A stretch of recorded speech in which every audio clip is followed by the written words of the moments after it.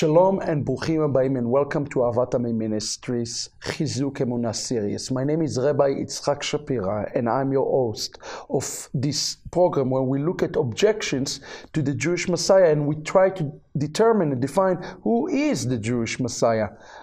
Today I have my co-host in the studio, Binyamin Berten. How are you, Binyamin? Very good. Very good. We recently received a very interesting question from a Hasidic Jewish person who proclaimed, it was a statement more than a question. He said that let's look at this question together and this statement, that Judaism teaches that there is a potential Messiah in every generation. How can you be so sure that the origin of the Messiah is before the creation of time? First of all, let's ask the question, is there such a thing as a Messiah in every generation? In some sense of the word, Moses is a perfect picture and pattern of Mashiach. Noach was a Mashiach. Noach. It's well known that Jonah, the prophet, is a picture of Mashiach ben Yosef. So there is not an issue with this idea, but when we talk about the Messiah, the Messiah, right? What is the origins of the Messiah? What is the Bible have to tell us? First of all, I thought it would be appropriate for us to start our discussion with the prophet Micah, to look at Micah. This is very important. Micah chapter 5. Let's turn there together. Actually, let's turn together to Micah 5, and let's go ahead, Ben. Let's read it together. Okay. You want to read Hebrew first? Yeah, it says, "ואתה בית לחם אפרתה צעיר להיות באלפי יהודה, ממך לי יצא להיות מושל בישראל, ומוצאתו מקדם מיומי עולם." But you, O Bethlehem Ephratah, which are little to be among the thousands of Judah, out of you shall come forth unto me the one that is to be ruler in Israel, whose goings forth are from old, from ancient days. Let's start and ask the question, is this a messianic prophecy? Absolutely. How do we know that this is a messianic prophecy? This is a key question, but it's let's look at the Targum. The Targum, that is a good place. The Targum actually says here, it's used the word the mafik Mashiach. It's actually saying that the ruler that we are related to here, the Targum, which is the translation to the Bible that was used in Aramaic. The Targum used the word Mashiach to describe the ruler. So what is it that we can learn about this ruler from here? There's something really amazing and interesting to look at. Let's look at the last words of this particular book. Meyamei Olam. Yeah. And the word Mikadem. Now this is interesting because Messiah is to be born in Beit Lachem, and this is not something, well, this is an argument that goes back and forth, but people say, well, that just means David was born in Bethlehem and Messiah descends from David. But we have in the Targum Yerushalmi that there's a tradition Messiah is born in Bethlehem. The word here in Hebrew, Motziato, you know, the Motziato is the word Motzai, is his origin. It's talking about his origination. And what does he say? His origination is the word Kedem. What is Kedem? What is that talking about? It's a very interesting word, Mikedem. It's a very strange word that is used here, but it's used in another place, and it's very important for us to look for another place this word is used. Where is it? It's in the book of Genesis. That when God plants a garden it says eastward in English, but in Hebrew is Mikedem. Now what's interesting here is that Messiah's origins are coming from Mikedem, meaning Messiah is being born in Bethlehem, but he's coming from the Garden of Eden. So in essence, he was there during the garden creation. He was absolutely there from the beginning. But and then Miyamei Olam, it's interesting. Rabbi David Kimchi continue on and he make a connection. A wonderful commentator. He make a connection. Let's look at another verse in Proverbs.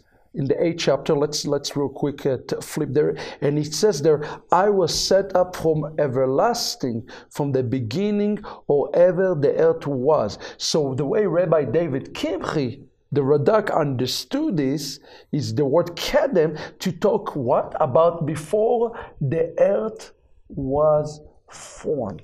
That's so important. Proverbs chapter 8, the Zohar says, based on this, that the name of the Torah is Rashit. Therefore, Genesis 1 says Bereshit bara, is that with the Torah God created the heavens and the earth. So really, it's kind of we're getting a consistent message here that the Messiah himself, here it's used the word, me'olam, it's used again, me'olam, I was set out, he was everlasting, and he was from Kidmei Eretz. Right. Well, what is the upshot of this? That means that the Messiah was not really a formed entity. He is not a created being, and that's very important because he is called Nehira, the light. The light. Then Daniel chapter 2, the Chazal, the rabbis comment on Daniel chapter 2, and it says, and light dwells with him. Yes. This refers to King Messiah. Interesting. What Rashi had to say on Micah 5:1? It's interesting because he make a connection. Amazing. He make a connection. Not only that he validated Micah 5:1 to be a messianic verse, he connected it to Psalm 72:17. Let's pull up Psalm 72:17 and let's look at that. Right. And it says there, may his name endure forever. May his name be continued as long as the sun.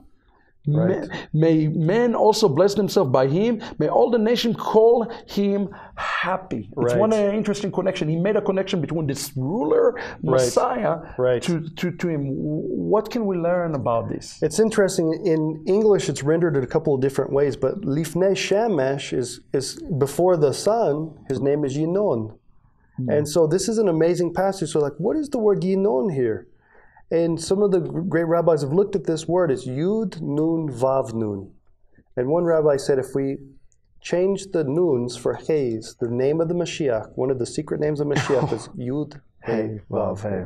It's almost hard to conceive this and understand it. But it also says, correct me if I'm wrong, in the Talmud, that there are 7 things that were created. That's correct. Before the world was formed. Right. Hell and heaven and the Torah. And one of the things that we're creating is the name of the Mashiach himself. Right. Well, how can his name be created? Right. If he is... the Pasikta Rabbati even says that Messiah existed. In the 33rd chapter. In the 33rd chapter, 6, it says that he existed before the creation in God's thought. And this is an idea that Messiah is not a created being, but he proceeds out of Hashem. And this is when it says God created the light, it never says he created it, he just enabled it. It is enabled it. And matter of fact, the text continue on and explain that God spoke. When he created everything, it was spoken. The word there is dibur, the one that came out of him. The sages teach us is the Messiah himself. So, what is the upshot of this when we talk about the Messiah origin? Coming back to Micah and to Psalm, it says here interestingly that all the nations, interestingly enough, all the nations will be assured, they will be happy in him. I almost wonder, why is it that the nations will be happy in him? Do you have any insights on that? Any thoughts? This also connects to, I believe, Midrash Tehillim 21. It says all the nations will be his inheritance. Everyone, all from the nations. And this is something that's interesting, is that that the Messiah brings really reconciliation to the world. To the world. Isaiah 2 tells us, Lo isa goy el goy, cherev. It's also tell us in Zechariah 4:7 that the great mountain will become a plain. Yes. And the rabbis explained to us, the plain means he will make the nations blameless. So we are talking really about an entity that will have the responsibility, not just to be Lord and King, but bring correction to entire humanity that was there from the beginning of time. And that's really what Yeshua comes to do. His name, and he existed before the sun, for he is the light of Hashem. And he is the very light of Hashem, and that's what he desires to draw us back to the beginning. So it started in Genesis. In Genesis 2, it says, Ve'ele toldot, it is the term toldot. Yes. So the Messiah role and responsibilities bring final restoration to us, to the time before sin entered the world. I hope you enjoyed this lesson, Binyamin. Thank you very much. Thank you. I think we can recap one thing beyond a shadow of a doubt. The Mashiach of Israel is much more than a human being that's going to appear in every generation, because he himself was there before the beginning of the time, because he is a representation of the mighty one of Israel. If you have questions about the Jewish Messiah, Yeshua of Nazareth, write us, call us, email us. We want to hear your question. We want to hear your objections. We want to help you to see the light. Yeshua HaMashiach. Brachot and Kol Tuv. להתראות.